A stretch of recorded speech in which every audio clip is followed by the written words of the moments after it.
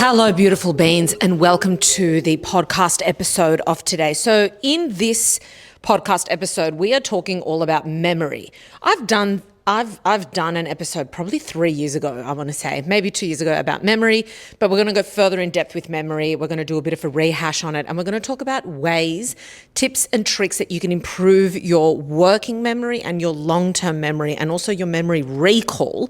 I'm going to go into all the different kinds of memory, and one thing that I want you guys to realize is that memory can be improved. Memory is it's innate in us, but it can also be a skill. It is something that we use way more than we realize. And when your memory is healthy and intact, your stress levels are lower. I don't think we realize how much having lapses in our memory or poor memory impact our overall stress, okay? If you're constantly forgetting why you walked into a room and forgetting little things or thinking, I don't even know what I did on Saturday, like what the fuck? Those things are overall, they're going to be impacting your mental health. When your memory is quite healthy and intact, not only is it, you don't realize how much it alleviates your stress, but it's also quite entertaining to have a good memory.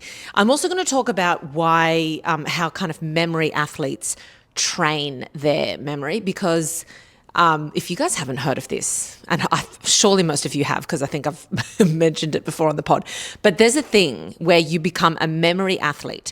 These people can memorize an entire deck of cards. Some people can do more, more than 10 decks of cards. I want to say even more than that, but I don't know, don't quote me on it. But basically where you shuffle a deck of cards and then you start laying the cards out in front of this person, 1, 2, 3, 4, at that pace, right? All shuffled. And then that person can recite the entire deck of cards in the order that they were presented to them, okay? They can also memorize an entire page of just digits and letters, just a whole A4 page of that. So, and then you think, well, these people must have a photographic memory. What is going on? Why are these people able to recite everything? And most of these memory athletes are just like you and me, in the sense that they started off being I consider my memory to be just average, just what the everyday person has as their memory.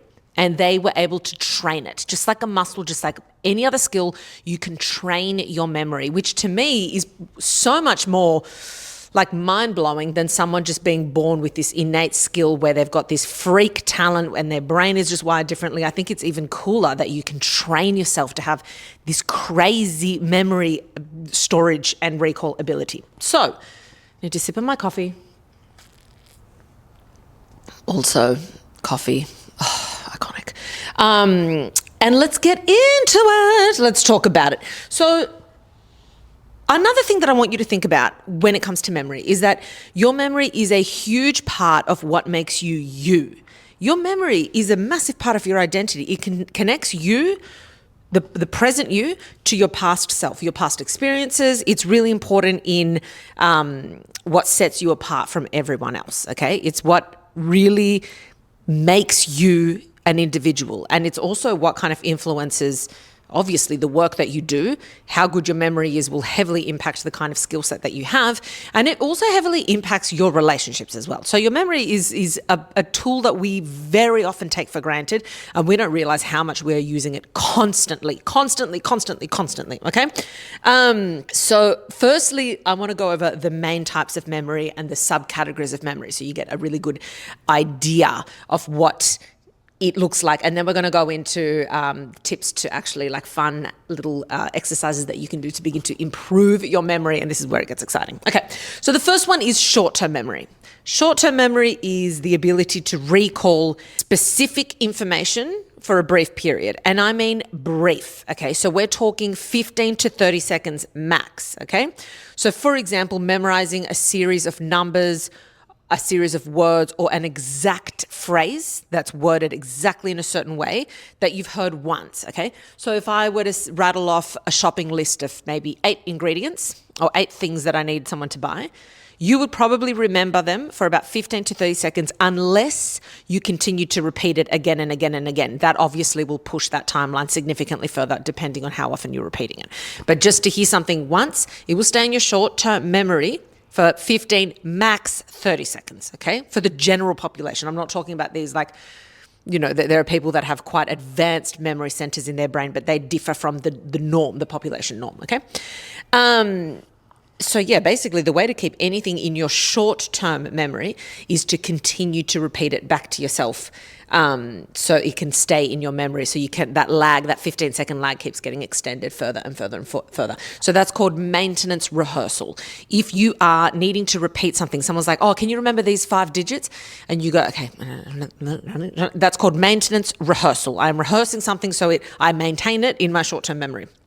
But if you stop repeating it, then you're going to have trouble recalling those exact numbers, those exact words, or that exact phrase 10 minutes later, 20 minutes later. You might recall 1 or 2 things. If it's numbers that are not attached to any meaning whatsoever, you might not recall any. If it's a shopping list where it's an ingredient that you think, oh, yep, you attach it to another thought, you're more likely to remember that, but you won't remember the whole list, okay? So kind of at that time frame, the memory is going to decay and it will likely disappear forever. If something happens where it's more of an emotional response to something, you have the opportunity for something to move into your long-term memory, and I'll explain what happens with long-term memory in a second, or it decays altogether. So they're the 2 options. There's no other option. It decays or it goes into your long-term memory. Then we've got working memory. And this is a little bit better than short-term memory in the sense of like how long you can hold on to something for. Because working memory holds on to bits of information long enough for you to use it. This is extremely important. Working memory is what we use the most day to day, especially when we're doing heavily focused tasks, when we're at work, when we're working on, writing or an essay or debating. Your working memory, if you're someone who's like debating or really good at arguing or really good at putting concepts together, or if you're maybe a lawyer or a judge or something like that, your working memory would need to be very fucking good, because you need to keep the entire train of what has just been spoken about and keep it relevant to what you're about to either talk about or write about or whatever, okay? If I am doing an essay on something and I'm reading a paper, I'm reading a journal article, and I need to then like kind of summarize and use it as a reference, my working memory would have to be pretty good, because I need to remember what it is that I'm working on to summarize and remember the relevance of what I'm writing to put it all together. So working memory, we use it constantly, okay? It's like a temporary storage system while you're kind of problem solving or performing a task. So you hold this thing in your short-term memory, but it is relevant to what you're doing to help you with this next step. So it's staying in there a little bit longer than just like, here's a piece of information, now just remember it. It's more including different regions of the brain, and it's including like your working memory, okay? Individuals with ADHD have deficits in working memory, okay? So for them, they're going to find it harder to stay on track with a task or stay focused on a train of thought or in a conversation, or they're going to find it harder to stay organized. People who, how sometimes you try and have a debate with someone, or even you're discussing or disagreeing something with someone, and they're going on a fucking tangent and they're unable to stick to what it is that you're talking about. They may have some kind of lapses within their working memory where they're not able to stick to exactly what it is that we're talking about, right? There are behavioral tools to get better at working memory, by the way, but this skill just does not come as easy to people with ADHD than for other people. Okay, some people just innately have it quite good. Some people struggle with it a bit more. Then we have long-term memory. We're going to break this down further, but basically most of our memories where we think about the past and whatever are our long-term memory. So if you can recall something that was mentioned to you once or that occurred once, after even 30 seconds, it's technically classified as a long-term memory, which is bizarre. And the reason for that is that just an arbitrary piece of information, it's likely going to decay if it's not relevant to your working memory. If it's just presented to you once and then not again, and you haven't done this maintenance rehearsal, but you're able to remember it later, that's likely gone into your long-term memory. And there's many bits and pieces that happen to strengthen a memory and to put it into your long-term memory properly. But things like names of locations, your best friend's birthday, an interesting fact that someone shared with you. Someone might share a fun fact with you once and you're like, fuck, that's so interesting. And so it triggers all these other areas of your brain waking up like, wow, you may never forget that fact ever again because it resonated with you. Your emotions, you got like, and then you started thinking like how that relates to other things that you had learned. And because you start using more resources in the brain, you're more likely to remember that thing for longer. Same with emotions. Every time something is layered with an emotion, that memory is going to be very, very heavily consolidated into your long-term memory. Now we've got explicit long-term memory, and these are things that we consciously and purposely try to recall.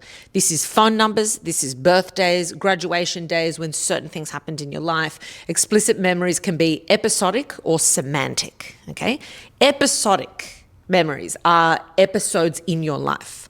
Things that you can remember that have occurred as like episodes in your life, like the day you graduated high school, the day you got dumped, your 21st birthday, like any kind of episode, milestone, event, circumstances that have happened in your life. Semantic is kind of general facts or bits of information that you've kind of absorbed, like a random fact that you remember from a trivia night that you went to that just stuck with you, or something that you might have heard on my podcast that you're like, wow, that's so interesting. I've told so many people, I've never been able to forget it. Then we've got implicit long-term memory. So these are not as forced or deliberate. It's not something that you're like, I now need to remember this thing, or it's not an episodic thing of like some big event in your life that you're like, okay, that's now so emotional, I can never forget that thing. Implicit is more like motor skills that you learn, like driving, riding a bike, something that gets learnt within that uses different parts of the brain that you can return to at a later stage and still be able to do that thing. That's why they always say it's like riding a bike, because it's kind of this implicit. Once I've learnt it, then it's kind of in me forever to have that skill to an extent. It might not be as polished.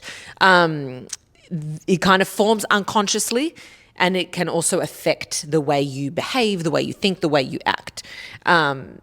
This is kind of also like procedural memory. So procedural memory is a form of implicit long-term memory, and this is like specifically like riding the bike. It requires effort at first, but once you master that skill, it just becomes this kind of, I just now know how to do that thing. Reading, writing, skills like that. You don't ever have to think, oh, how do I do that thing again? It's just now you've learnt it. It's often included with motor skills, things that include multiple regions of the brain together, not just like a thought that I'm recalling. It's more like I'm doing this thing, okay? Now, how we access long-term memory. This is really important, and this is like the crux of memory, really, because if you can't access it, it's fucking point. Firstly, how do we know that it's in our memory? And secondly, what is the point of it if we cannot access or retrieve this memory? So how we access this long-term memory is something called memory retrieval, okay? And there's a few ways that we can retrieve our memories. We have recall, recognition, and relearning. Now, recall is the shit that you can access without really needing any hooks or cues, like memory hooks or memory cues. And when I talk about memory hooks or memory cues, that's when you're like, I need to like retrace my steps, and then I'll be like, oh, my memory just got triggered and then I remembered something. Recall is this ability to, if I said to you, what's the protagonist actor of Titanic, you can go, bang, Leonardo DiCaprio. That's your recall memory, okay? It's a fact that you know that you've just gone in, tapped into, bang, I've recalled it. Another thing is, basically anything. You could say, what was the name of that bar that we went to last week? That's your recall memory. What was that name of that person that we went to high school that used to always blah, blah, blah? Recall memory, okay? And that is how you're retrieving the memory. And I'll give you 2 examples here with an exam. Say you're doing an exam and you just get asked a straight up question, like, how would you blah, blah, blah, blah? Or what is the whatever? And it's just a question, right? Not multiple choice. It is just a question. You are using your recall memory. You're thinking, okay, I now have to think back at what I studied and learnt and troll. That's the answer. Bang, I'm going to write that down, okay? Then we've got recognition, okay? So this is when you can identify something that you have learnt before, but it has to be placed in front of you. This is multiple choice. So multiple choice is recognition kind of memory retrieval. And you might not have normally been able to recall that thing if you didn't have it in front of you, but now that it's in front of you, you're like, oh yeah, for sure it's this. I now recognize it, okay? So a lot of people think that if I can't retrieve it out of thin air, then I must not actually have a clear memory. But that's not necessarily the case, because recognition accounts for a huge amount of our ability to retrieve a memory.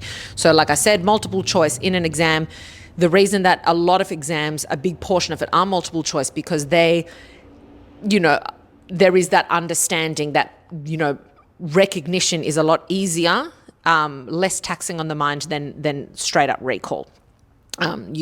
You get those 4 options and you're like, I never would have remembered that, but now that I'm saying it, that absolutely jumps out, and now I can link it and it's a hook, and I can now remember why that's the right answer, and then you can probably expand on your memory and go in deeper as to why that is the correct answer. So it's, much easier than recalling it from scratch, but you do need that knowledge to be there somewhere for you to be able to recognize it. And then we've got relearning, which is a form of memory retrieval. So relearning is something that you may have forgotten, or forgotten to an extent, and recall and recognition does not help you in retrieving that memory, okay?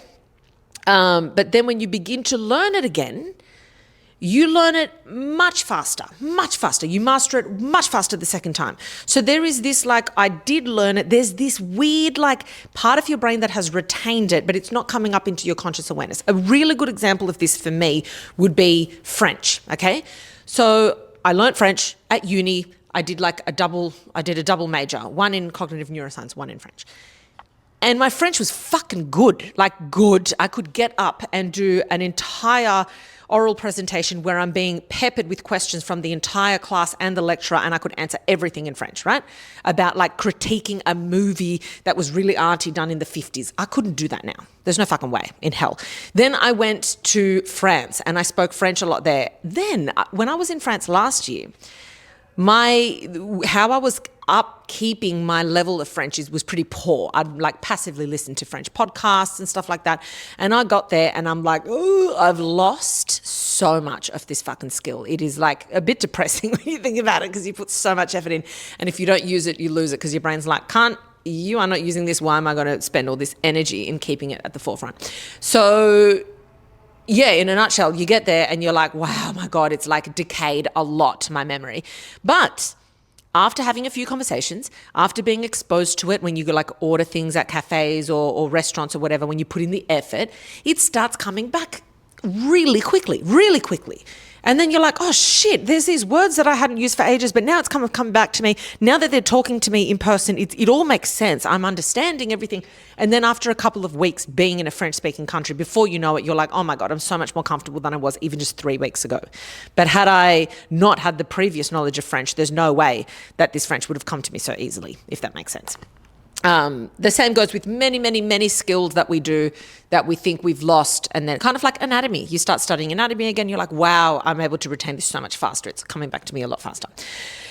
Now, so those are the main ones: recall, recognition, and relearning. Now, when we make a memory, we first need to encode the memory, okay? This is how this information makes its way to your brain. Encoding is crucial. So when we talk about how we're going to form memories, how we're going to get better at making memories, encode. If the quality of the encoding is poor, the quality of the retrieval it's going to be dog shit, okay? Now, if you are distracted when something occurs, your encoding is not going to be good. It's going to be very, very poor. If there's a lot of emotion and focus and intention around that event, the encoding is going to be fantastic, okay? As the more parts of the brain are involved in this process, in this consolidation and encoding of the process. The other thing that we need to think about is that sleep plays a huge role in the quality of encoding memories. So if you're someone that's really stressed or getting really poor sleep, you hear a lot about women in the postpartum time frame who, they've just had the baby's really not sleeping, they've got months of sleep deprivation. One of the main things that is a stressor on top of everything else is their memory. They're forgetting really basic things. They're I'm forgetting normal words, I'm this and that, I'm fucking... It's because sleep plays such a huge role in this encoding of the memory, in consolidating these things. So it's going to fuck up your ability to retrieve and to focus, and whatever. Sleep and memory go hand in hand. So it's not forever. Once you start getting your adequate sleep back, you haven't shot your encoding to pieces. That's not what happens. It's just temporary. Once you start getting your solid sleep again, everything starts to mend itself. The brain's very like malleable like that. But yeah, that's what you're going to find. You're going to find like, fuck, why can't I remember things? If your sleep is shit, it's going to heavily negatively impact your encoding. So keep that in mind. Not to say you have to like force yourself to sleep better if you can't, but just be kinder to yourself if you're like, oh, yeah, okay, this is why. It's just a season I'm going through and that will change. But yeah, emotions are really crucial. So have you ever had an event that's like, let's say a car accident. You got into a car accident. Emotions are so important in the kind of, what am I trying to say? In the encoding of a memory, that not only will you remember that car accident quite intensely, but you're probably going to remember everything that happened before the car accident and everything that happened after the car accident. It's going to be quite sharp and clear because of the memory around it. And there's been many, many studies around that, like people that have gone through really like intense events and also like catastrophic events like floods, fires, all things like that. When you interview people about these events, they found that not only are these people able to recall these events in quite vivid detail, but they're also able to recall so much of what happened before and after the event, especially before. It's almost like the whole day is like seared into their brain. So then when it comes, wait, where am I up to?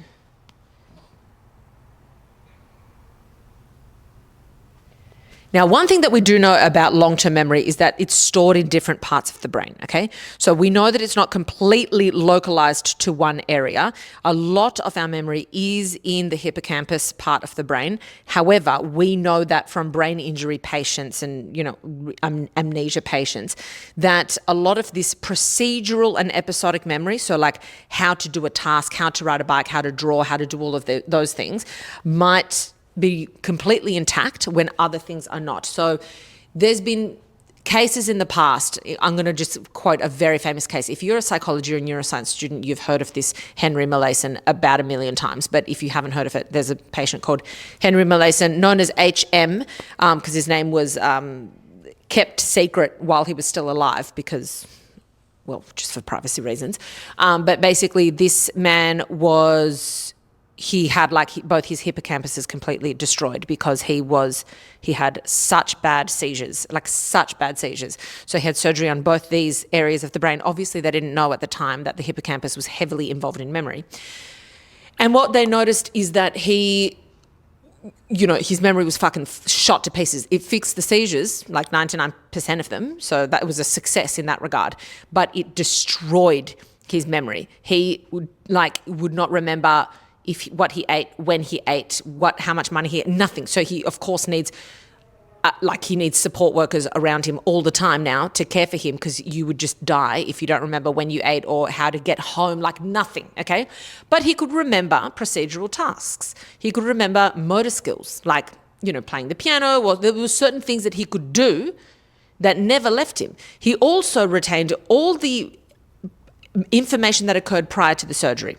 So he could know everything about history. You'd ask him about history facts and all of that. And that was still retained, even though the hippocampus, that working, like the parts of his memory were shot to pieces. So it's like, obviously, we're dealing with multiple regions of the brain that are working here that allow him to retrieve X amount of things, but nothing short-term, nothing that's happened since, that allow him to do procedural memories as well. So we've learned through patients who have gone through, these fucked old school surgeries, and also through amnesia patients, of the fact that memory is it encompasses way more than what we know of in the brain. Now, let's talk about ways that you can actually improve or train your memory. Now, we have, firstly, there's one that's called mnemonics, like M-N-E-M-O, mnemonics, right? And this is things where you create a word where every letter stands for something, like Roy G. Big is red, orange, yellow, green, blue, indigo. Like, so, for the colors of the rainbow, it's where you've got words where each letter represents something, and then it helps you jog your memory to be like, oh, it's like an acronym, but not. Then we've got something called chunking. Chunking is really, really, really helpful. So chunking is basically where it's easier to recall things in chunks instead of as individual components of that thing. Acronyms are a way of chunking. So if you can remember the acronym word, then you're more likely to remember something. For example, if you're going to go grocery shopping, I'd say like I need coffee, apples, like Greek yogurt and eggs. I could say cage, coffee, apple, Greek yogurt, eggs, cage. That kind of serves as a placeholder, right? And then you're probably going to remember those 4 ingredients a lot more than if you go there and be like, but what was the last ingredient? If you remember at least the first letter, it'll be like that hook and you're like, oh, eggs, that's what it was. Then we've got like with numbers, when you look at phone numbers, they're always like, it's like 0418 fucking, so it's like you've got 4 numbers, then 3, then 3. Also, if I was to say, remember the numbers 1876, you're more likely to remember if I said, remember 1876, right? Because you look at it as maybe like a year or maybe, So things like that, chunking is really, really helpful to remember something. And the memory athletes use chunking and what I'm about to talk about now a lot, and it's called deep processing. So deep processing is your key to really improving your memory. Deep processing, I think, is probably, and chunking, but one of the best tools that you can use to improve your short-term memory. So deep processing is linking bits of information, tiny bits of information with deeper information that you already know so it sticks, okay? So you're basically trying to make an arbitrary piece of information meaningful, and the moment it becomes meaningful, you're less likely to forget that thing. So for example, if you meet someone and they're not they're just like an acquaintance, you're not like, I have to remember this person, whatever, and you meet them and they say their name is Leo, if you say Leo, you're probably still not going to remember that name later on, right? Because you've not linked it to anything meaningful. But if you say Leo has a beard, and it's like a mane, and Leo means lion in Latin. So this guy has a mane because he's a lion. You've instantly linked it, and then you're not going to forget. You see this cunt with the beard again, you're like, Leo, how's it going, mate? Right? Because in your head, you're like lion, mane, beard. It doesn't matter how random the link is. If you've just tried to get one physical trait of that person, just in your head, don't say it to them because they're going to think you're a fucking weird cunt, but just one physical attribute and think, how could I link that to their name? And it can be quite abstract, but as long as it makes sense to me, then that's deep processing, right? Or if someone reminds you of a person, then how can you link that memory of the person to the name and this and that? It doesn't matter how weird it is, as long as it makes sense to you, that's it. You're not going to forget it now. You will not forget Leo, the beard, the mane, he's a lion, he's got red hair, he's fucking Leo.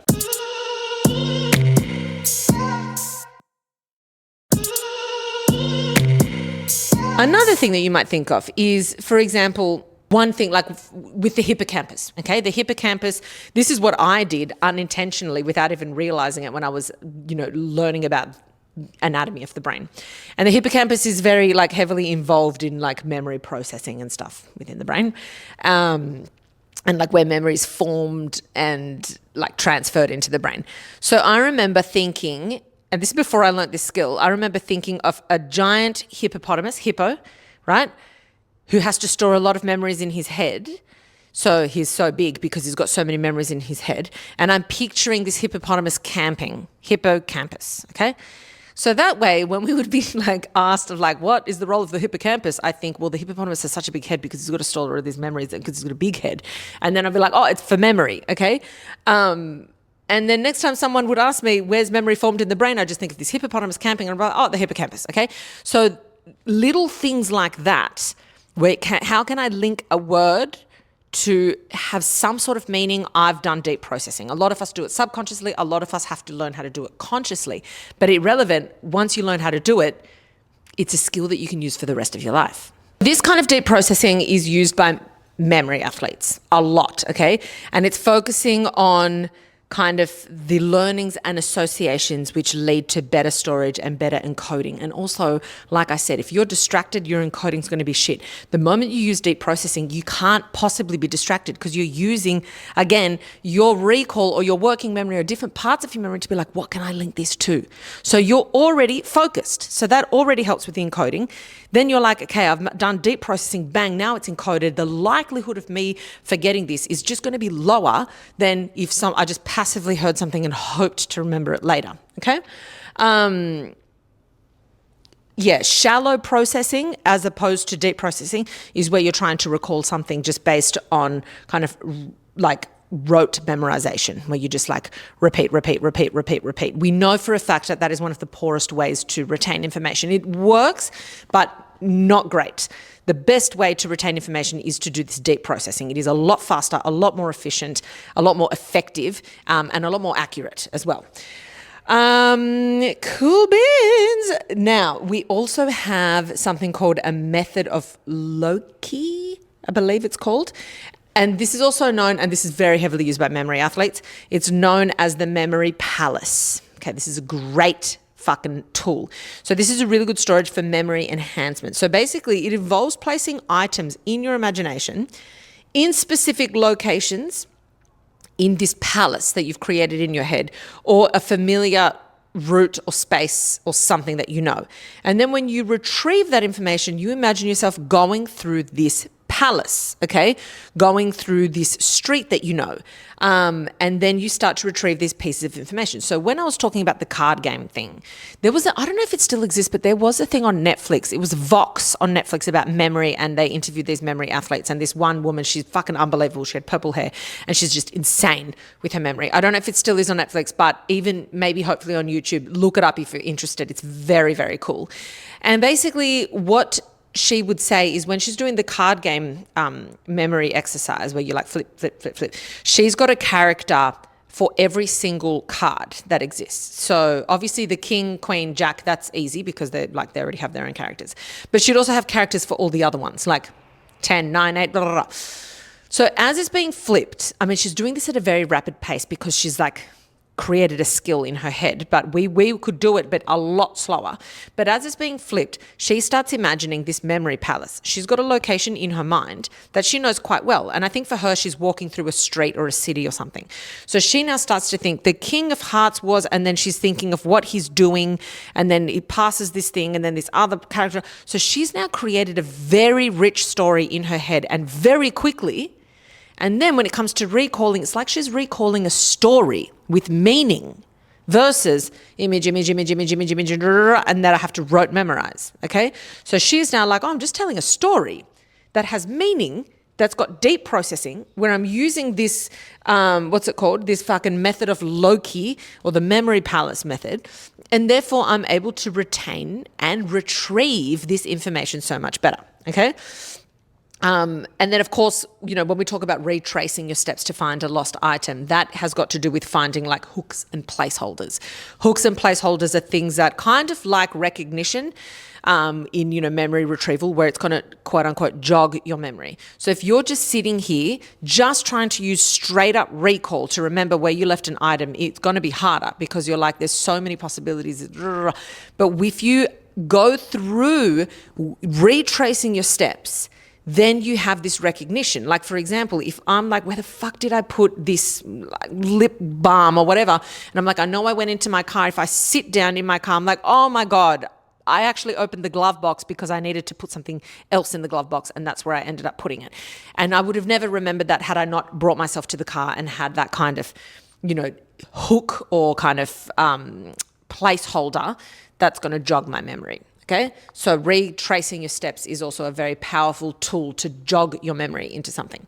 Now, you can also practice recall, and practicing recall helps train your recall memory ability, okay? So a good one to do is if you're someone that always uses your diary or your photo album to remember what you did on a certain day, try to give yourself a few minutes of just trying to straight up recall what you did that day. So for example, if I think, okay, what did I realistically do on Saturday? A lot of people, if they've just got a lot on their mind and they're normally used to doing that, they can't even remember what they did on Saturday. I mean, you're probably listening to this on a Monday. I'm recording this on a Thursday, so it makes a bit more sense. But the further you get away from that Saturday, the more you're like, what did I actually, like even right now, I'm like, what the fuck did I do on Saturday? And it takes me like pausing and thinking and then like taking a moment and being like, oh, okay, now it's slowly starting to come back to me. I remember what I did on Sunday. Now I'm trying to think what I did on Saturday, and without relying on looking at my diary or looking through my photo album on my phone to trigger a memory. Because the moment you've got that trigger, you're like, oh yeah, okay, I can recognize, I've got that recognition. It's easy to recall it. But we're trying to really train our recall memory. So sometimes if you sit with something long enough, you'll be amazed that eventually you can recall it. And then the more you do it, the easier it's going to be. Don't think, oh, I've thought about it for 30 seconds. It's not coming to me. It's not coming to me. I'm not going to, because then you start to really not trust your ability to recall things. If you can sit in it for a little bit longer, make it like a game, make it fun. Don't put stress on yourself. But then you're going to start to realize that things are actually coming to my memory. Things are like, oh, that came out of nowhere. I remember that. Then and then you can ask yourself questions like, did I actually meet up with someone? Did I sleep in? Was there an event? Did I see my family? And then you start going through, and then you start to things will start to crop up in your memory. Then we've got another thing that you can really do is remember any event that's occurred relatively recently, in the last couple of months, and then think, I'm going to, just for shits and giggles, I'm going to remember this event and I'm going to see how much of that day I can remember. This is really good to work on your recall memory ability. So if I think, for example, I'm going to remember, Liv, my best friend, her son's first birthday. That was in May, so it's like 2 months ago. I can remember being there. What did I wear? And now I start to think, okay, yeah, I actually do remember what I was wearing that day because it was the first time I was like fully getting my pregnant belly out. So now I remember the top and I was wearing jeans. I also remember where I parked on the street with Tyrone. I also remember what I ate that day. I also remember going home and having a nap. And then before you know it, you start being like, wow, I'm working on my procedural memory because I'm using it as a game. Another tool that you can play, and I've done this, I sometimes do this when I'm bored to just test my memory. But I try and work back through the years of my life and try and remember significant things that have happened in every single year of my life, working backwards, and I see how far I can go. So I got 20, 25, 24, 23, 22, and every single year I'm plucking out, yep, that happened, and that's all recall. And you're training your brain like a muscle. Do that. That one's really fun to do, because then you'll be amazed at how many, once you have one hook, like trigger memory, then it's easier to recall more and more and more and more and more. Because I find that for me, my episodic memory is innately quite good. I'm pretty good in general at remembering events and remembering, depending on how significant the event was, what I did before and after that event, for the most part. Not with everything. Like you can't say, oh, remember that time we had coffee a year ago? What'd you do that morning? I won't remember that. But for example, I'll remember everything I did beforehand on the day of my live show a year and a half ago. Things like that, I will have like quite a strong memory. But my memory where I need to really practice and put in a lot of effort is with like faces and names, that kind of like recall and recognition memory for faces and names. So you might find yourself really strong in one area and quite weak in another, and that's just where you lean in and kind of do more practice. Another thing that I also do is like think of a trip or a holiday that you did ages ago and try and think of the exact, path that you took. If you've ever done like a Euro trip, what was this? Because, you normally do, especially when you're younger, 3 days here, 3 days here, 3 days here, and it's just like a blur. How many can you remember in order? And then it's like little things like that you just sit there. So instead of like always being, oh, I'm just going to go home and just be on my phone, whatever, I'm going to play this little memory game, or while I'm like maybe cleaning the kitchen, I can listen to music and play this memory game. It's these little things that you can start to do to work on your memory, and you're going to find that your storage and retrieval is going to improve. Another thing that I mentioned a couple of episodes ago that wasn't actually that relevant to memory, but it does impact your memory, is passive use of your mobile phone, like social media, and passive meaning just scrolling, versus active use where you're like putting up a story, talking to chatting on your stories, or replying to a message, or messaging or commenting. That's active use. So that's less negatively impactful than passive use. Passive use has been found to directly impact your ability to recall and retrieve memories the next day. Not permanently long term, but the next day. But if you're doing it every single day, then you're going to find a lag in your memory overall. Okay? So sleep, poor sleep, passive use of social media, and not paying attention, like being distracted, those three things are going to be the major things that impact your ability to encode and retrieve memory. And then the things to improve that, of course, is adequate sleep, doing things like deep processing, so the opposite of being distracted, where you deep process something instead of rote learning. And then if you are going to be on your social media, limit the time a bit, and then at the very least be like, how can I make my 20 minutes or 30 minutes a bit more active on social media instead of being so passive. So fucking good times. I love doing these kinds of episodes around like the exact ways how the brain works. If you have any kind of episodes that you're like, babe, I want to go in like the ins and outs of how the brain works for this exact thing, then send me through a message, because this is kind of like, I really enjoy doing these episodes and I thought that was really fun. Give it a go. Try it. Do these little exercises. Look up memory athletes and look up Vox episode on memory athletes. If it's not on Netflix, try and find it maybe on YouTube, because if you find this interesting, you will find that episode fucking fascinating. It's like the brain is wild. Anyway, that is all for today. Thank you so much for listening, and that is all. I will see you back here next time, or for the head noise episode at the end of the week. That is all. Love you guys so much. As always, remember, be kind to yourself, be kind to your brain. Don't take shit from anyone, and especially don't take shit from yourself. Okay.